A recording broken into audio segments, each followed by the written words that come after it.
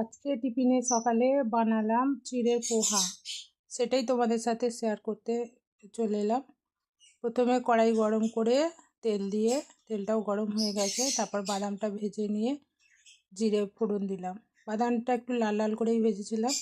আর এর মধ্যে দেবো আলু আর বরবটি। বরবটিটা গাছের হয়েছিল, এটা তবে বিনস নয়, বরবটি। এটা ভালো করে আলুটা ভাজা ভাজা হয়ে গেছে, তারপরে দিলাম বরবটি।